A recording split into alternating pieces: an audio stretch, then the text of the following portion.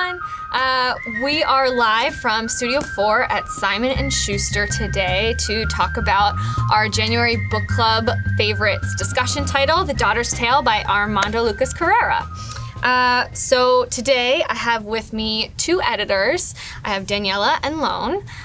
They both have worked on this book. So we are just going to start talking about all of the wonderful things that are included in this amazing historical fiction novel. But first, actually, I want to mention that we have a giveaway today. So please ask a question below in the comments to enter into the giveaway. 5 lucky winners will be winning 3 books. The first will be a copy of The Daughter's Tale, along with a copy of 2 other awesome book club books, The Stationery Shop by Marjan Kamali and Tidelands by Philippa Gregory. So, again, ask a question below to enter in. Welcome. I think I might have also forgotten to mention that my name's Hannah. I head up book club favorites here at Simon & Schuster. Okay, so I guess we could get started. Yeah, let's talk about this book. Yeah, so The Daughter's Tale is a historical fiction novel. It takes place primarily during World War II, in the lead up, and then during the 1940s. It's got a little bit of a dual timeline to it, and this old woman named Elise, living in New York City in 2015, finds these letters, or someone delivers these letters to her, and they kind of hint to a past that she's tried to forget for years. Her whole life. Yeah, her whole life.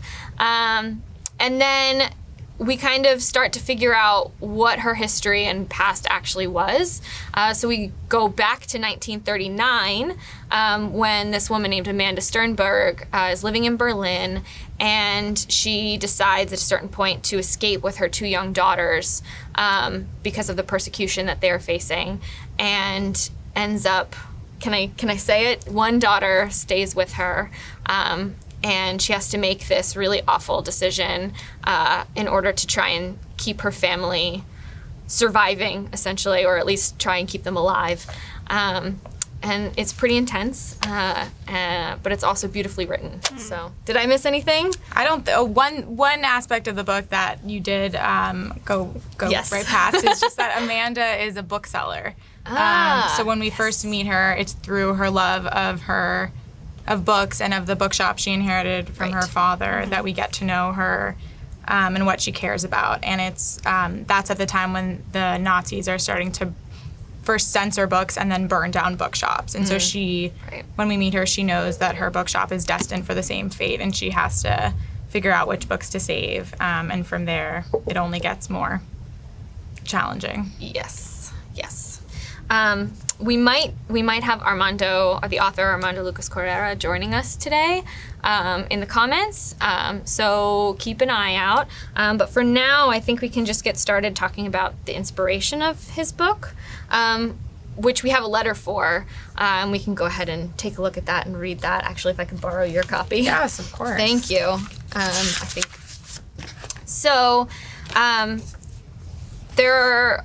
Armando has written 2 novels, or a novel before this called The German Girl. So just to give you a little background. He says, following in the footsteps of my first novel, The German Girl, The Daughter's Tale tells another forgotten story from World War II. A story that crystallized in my mind the day I met Judith, a survivor of a refugee ship that was turned away from Cuba, its passengers sent back to face grim fates in the camps of Europe.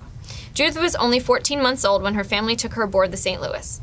After being turned away from Cuba, the U.S. and Canada, like so many others, they arrived in France, where a Catholic family sheltered them until the Nazis invaded the old continent. One night, German guards forced her out of her home with her parents and into a provisional internment camp. Their final destination was Auschwitz. I'll never forget my visit with Judith in her small apartment in Kew Gardens, Queens. The dark, heavy curtains in her living room were closed, the only light emanating from an amber-colored lamp next to a damask armchair where Judith sat. She whispered her story, struggling against her failing health. She said that she had been relatively happy in the camp with her parents and the other children until one afternoon, just before everyone was thrown into battered wagons bound for Poland. She found herself in the middle of a forest holding her father's hand. Her father came closer and whispered in her ear, "Look up to the treetops." For an instant, she felt alone. Suddenly, Another firm hand, one she didn't know, took hers. When she turned, her father was gone. She never saw him again. As I sat there with Judith, transfixed by her words, I felt something blooming inside of me. That afternoon, the daughter's tale was born.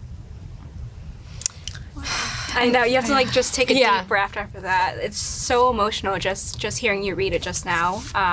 But I think just from that excerpt, he was just able to capture the emotion of this event. And I think once you read the book, you know, that's exactly it. Like, you can just feel it from that short paragraph, and the whole entire book is this. And that scene is a critical scene in the book that those of you who've read or will go on to read will recognize and remember, and that formed like the emotional backbone of this entire story. Yeah, agreed. I think it's a really powerful story to tell, especially now, considering that this is also, yesterday was the Auschwitz Remembrance Day.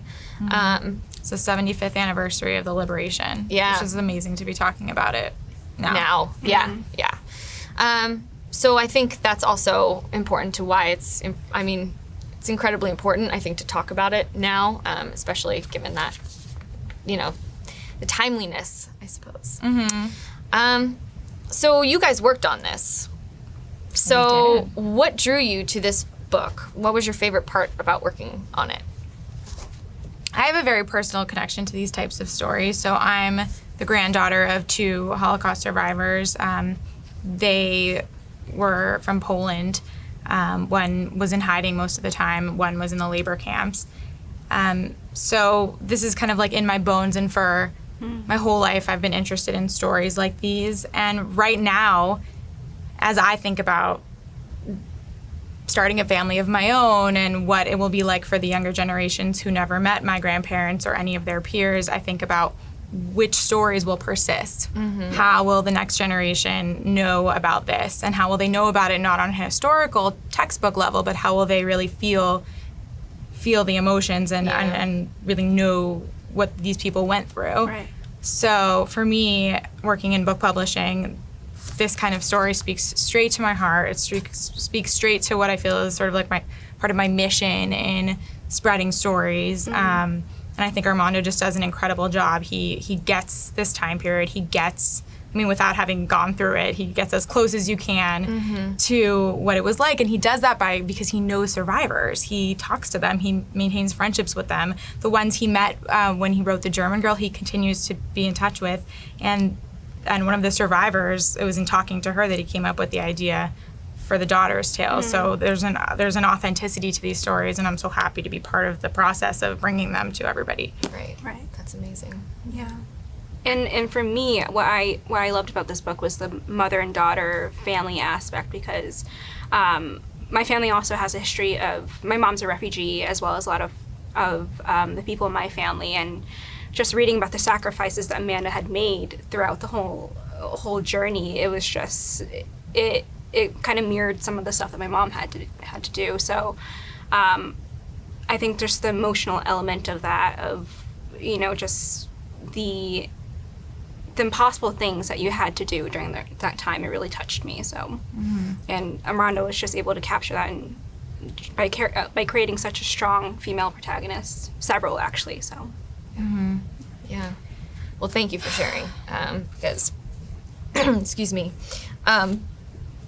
we know that, you know, I think, I'm so sorry, I have something stuck in my throat. It's not. That's all. Take a break. Just a little moment, yeah. I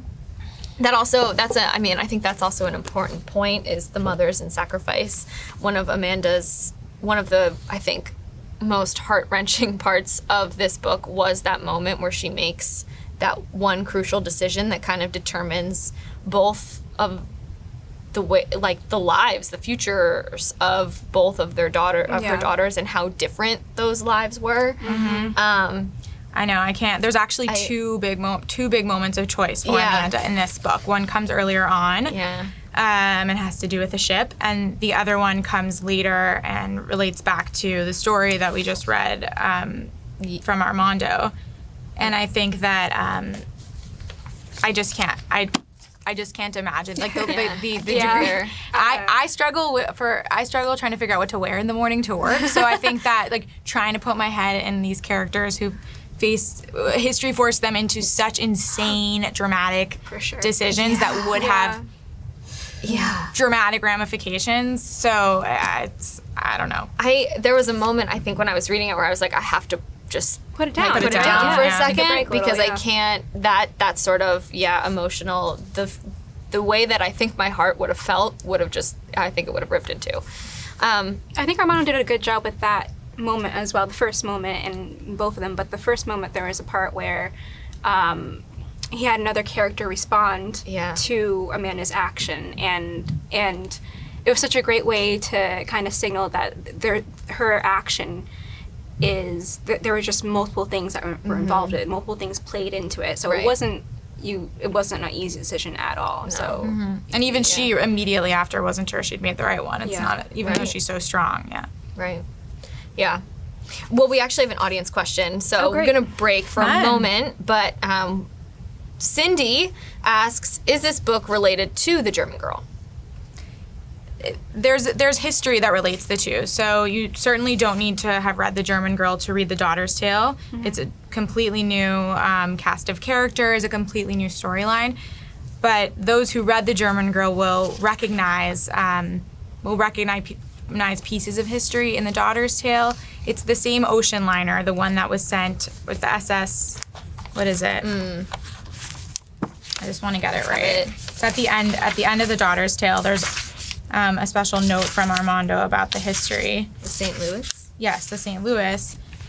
It was an ocean liner that was sent to Havana, and they were supposed to be able to, of refugees who were fleeing the Nazis from Europe, and they were supposed to be able to disembark there. And unfortunately, at the last minute, they decided not to let. They let, I think, 40 people disembark.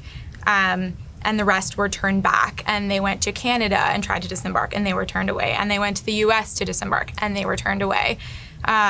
Eventually, most of them were sent back to Europe and died in the camps. So Armando grew up with a serious sense of guilt about this. It was sort of a hidden history. It's not something that Cubans are proud of, but it's something that he immediately had a sense of accountability for and felt sort of obsessed with. And so that's where he becomes very concerned with the idea that not only we talk about the Nazis for perpetrating this moment in history, one of the darkest moments of history, but it's the complicity of the other countries that we would never think of as evil that turned these people away. So that ocean liner figures very heavily in The German Girl, but it's also part of the overall makeup of the story of The Daughter's Tale. And joins the two. Yeah. Very well put together. So we also have one more question from an audience member. Elizabeth asks, does the author get to choose the cover? Ooh, controversial question. Does the author get to choose the cover? The author gets to approve the cover. So we have an entire, and you can talk about this too, we have an entire art department dedicated to coming up with, to reading the book and then coming up with their artistic interpretation of the story. Part of our role as publisher is to be involved in that conversation, but it's the author's book, so of course Armando has to be on board. He has to like our vision. Sometimes cover conversations are harder than others. I don't remember this one being particularly hard. I think he trusts, maybe he'll tell you differently, but I think that he trusts what we're doing. So it was a fairly seamless process, but it can be really tricky. Because you have to get a lot of different people to... different points of views, for sure. Yes, to agree. Cover by committee. Well, this one feels very on point for the book, too. Like, you kind of, I mean, it's a good cover. A good cover makes a huge difference, too. Yes, the letters. The letters, Yeah. which open the book and are so important to the story. Yeah, it's beautiful. And just quick reminder for everyone about book club favorites. So if you're just tuning in, we're a Simon & Schuster run book club community. We have a Facebook group, which we will post a link to in the comments. And every month we choose a title to talk about. And this month we are talking about The Daughter's Tale. So thanks for tuning in again. And we were just talking about, somebody asked how to become a book club member. That's great. Wow. Great So it's question. very easy. Just join our Facebook group, book club. It's facebook.com/group/book book club favorites. So you can just request to be added. Eventually we'll go through and we'll make sure that everyone gets added later today. And that's it. You can start talking with other book club members about the books that you're reading, about the books that your book club is reading, get ideas. And we will, throughout the month, we'll post questions and author content and images and all kinds of fun stuff relating to the book that we are reading, in addition to everyone else talking about the wonderful books that they've decided to pick up. So just head on over to that Facebook group. And then we also have, great guys, we love questions. Thank you so much. Amazing. We have, Jasmine asks, who had the best character development? That's a good question. Yeah. That is a really good Wow, question. wow. I mean, yeah, I don't know. I can't say Amanda because there's a certain point at which the story gets handed Right. off. You know who I thought was interesting? I thought Danielle was interesting. Yeah. She's very crucial, yes. Yes. So Danielle is another young girl that eventually you meet. We're trying not to give away too many spoilers. You have to read the book. Yes. Difficult with this book. Yes. But Danielle is another girl that one of the daughters meets in France. And becomes, I don't think it's too much to say, becomes like a sister. Like a sister. And, and she kind of, like the way that her emotions build in relation, or I'm trying to dance around Right, this, but I think the way that she kind of grows and the way that she's shown like her emotions throughout the book as it gets, because you kind of get to know her a little better in the later half. And they get older. Yeah, is really interesting and a whole other different perspective that I wouldn't have necessarily thought about. Right. Right. Danielle and one of Amanda's daughters have a very complicated relationship. Yeah. So there are times when they are so close and Danielle feels a sense of protection over her and an obligation to be a good kind of older sister to her and make sure nothing happens to her. There are other times when she could not resent her more and wishes that the world had never placed this young woman in her life. So there's a lot for her internally to deal with. Right, yeah. And it forces her to mature. It forces her to be a complex character. Yeah. And to change. I do like, I don't think I can give the name, but one of Amanda's daughters, she kind of starts out as this little girl, but as she goes through all these events, she has to grow up a little bit more. So I think I really like her. Her. Yeah, it's true. That was a good question. We haven't gotten that question That's before. Yeah. Also, Giving me food for thought. yeah. I just want to also throw out another reminder for our giveaway. So please continue to ask your questions in the comments below. And when you do, you are entered in to win 3 different books, a copy of The Daughter's Tale, Tidelands by Philippa Gregory, and The Stationery Shop by Marjan Kamali. So ask away. There's also something Danielle does towards the end that that I found really difficult, and I would love, I don't know, to talk about that more. Once we can't talk about it now because it's a spoiler, but that's all just to say, it caused some really interesting conversations between me and Armando about motivation and the lengths that people will go. Which is so much about what is in the heart of this book. Do you know what I'm referring to? Yes, I do. Oh my God. Yeah. She does something that has a massive impact on the rest of the lives of these 2 daughters, and it forever change. I mean, it essentially changes the course of their lives and how I feel like heal. anyone's tuning in, they might hate us right now. Because they're like, what's happening? But we can't tell you guys. We can't. That's one we can't give away. But it is that But after you read that's it, a really I will good talk point. to you. Yeah. Tell us in the group. Yeah. Okay, so we have another audience question. Do you enjoy split timeline stories, or are they challenging? Amanda asked that question. Amanda. Yes, thanks, Amanda. Wow. I I feel like as a reader and as an editor, I feel differently. You know, as a reader, I really love them. As an editor, they can be kind of tricky. Okay. Striking the right balance. Right. I think it's interesting. tricky because you do want the two perspectives to stand out by themselves. So the voice has to really be different. I think for me personally, I need to know that I know that most of the books, when they have these kind of dual things, they have like these stamps saying like this is this other person. But I think the best kinds, you wouldn't need to even read that to know that you're in a different, point of the book. Right. Yeah. Right. She's referring to the fact that often dual timelines are made super clear by the use of like a chapter header explaining that we're back in another Maybe the character's 2015, name, 1939, the characters, because otherwise there's the risk. And as an editor, you think about this: will my readers get lost in this? Will they be able to follow? And do the voices and does the writing adequately change with the time and with the character? Oh, yeah. That's something we really have to think about, because if That's so suddenly it's important. sounding one note, that doesn't really make sense, you know? Yeah. Right. Yeah, there has to be some sort of difference, I guess. Yeah. Yeah. Feeling of it. Oh, that's really interesting. But it does I hadn't thought about provide, like, it does really shake things up, and it means that you're never with a character longer than you're interested in them. Because That's a great way to say quickly it.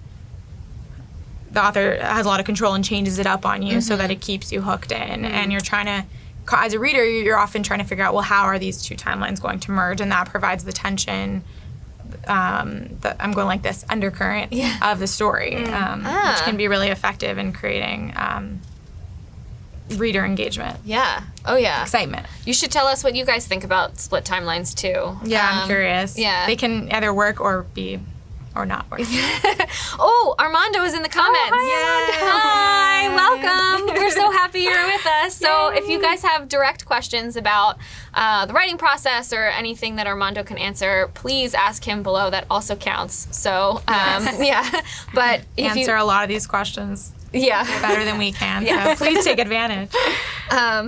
And yeah, so, I think we have another audience question coming in too. Wow. But, yeah. Busy audience. Yes, thank you.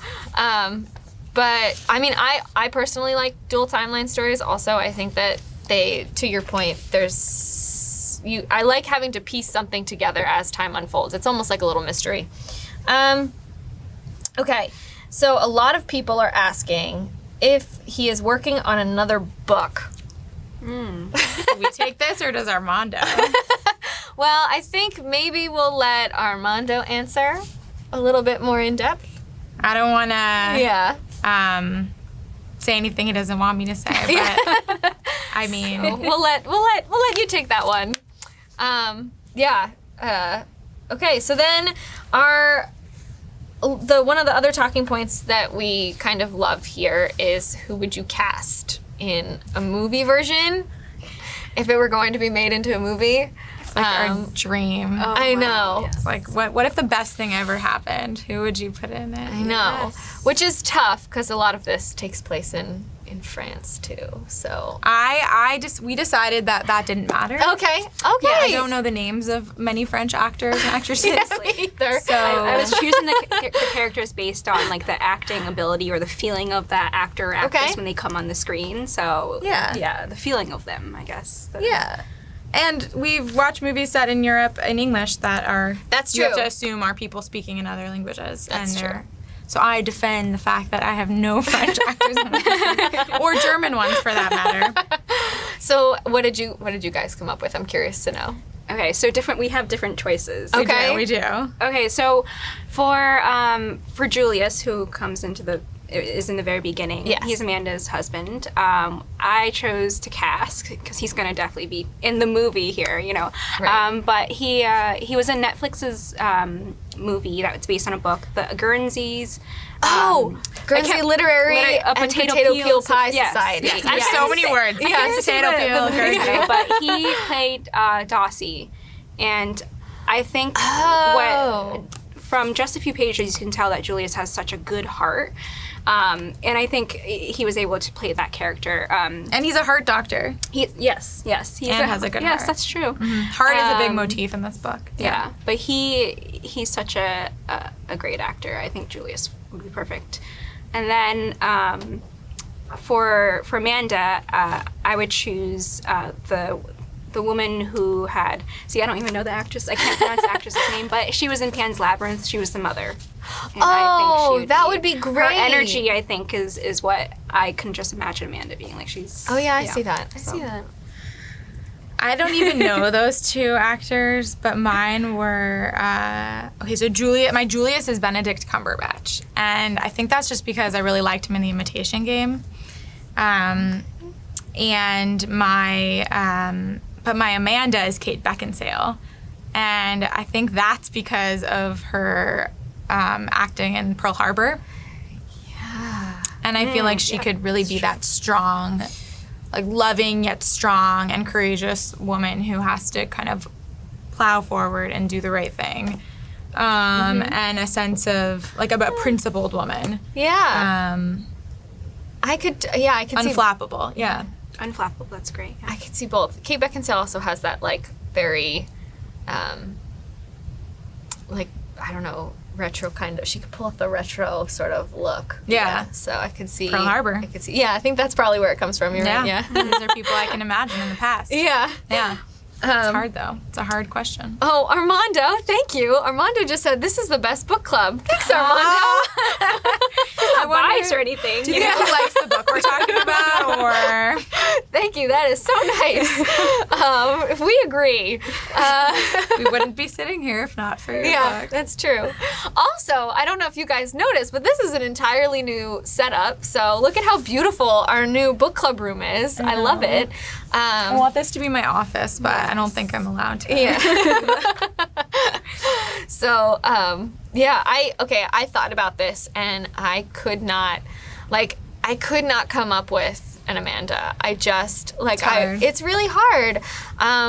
So I'm gonna cling on to the two of you. But the only French actress I know is the woman who was in Blue is the Warmest Color. Oh, which one?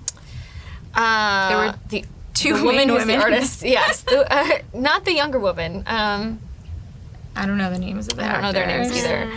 But that was One of them. that's kind of what. Yes, that's kind of what I was thinking because I was like, that's a little young though. I know. And then I was for thinking Claire specifically. I meant. Oh, Claire. Yeah, for Claire. Wait, I decided my Claire was Maggie Gyllenhaal. Oh. Yes. Okay. I don't know if she's good. too I agree. It's great. I didn't choose it. Well, that was a great idea. transfixing. And Claire's a really interesting character in this book too. Yeah. Just as strong. she gets put in a really difficult position, and I find her decisions super interesting. So Maggie Gyllenhaal, someone I find like unpredictable and unwieldy. So I think that's why she was my Claire. I also think she has like a Euro vibe. So Yeah. I don't know. Yeah. Okay. I don't know. This is why this is not my casting. Please not in don't charge make me of be a this. caster ever. So I think we're about ready to wrap up, but I do want to say, again, please continue to ask your questions in the comments below. We will answer them, or Armando will answer them, and that will enter you into our giveaway. And our giveaway is 5 winners will each receive 3 books: a copy of The Daughter's Tale, a copy of The Stationery Shop by Marjan Kamali, and a copy of Tidelands by Philippa Gregory. So, keep them coming. We probably will wrap up, but I think if you like book club, please join our Facebook group. Thank you guys so much. Of course. For joining in. So much fun. Yeah. And Great we questions, actually, guys. great questions. And for everyone who wants to know where to get a BCF mug, that is the giveaways. So keep asking away, and join the Facebook group because we do put additional giveaways in there, and they will come with mugs. The tea tastes really good out of a BCF. So, thank you all, and I think that's it. I think that's everything. Thank you so much for tuning in. Super eating. Yes, bye.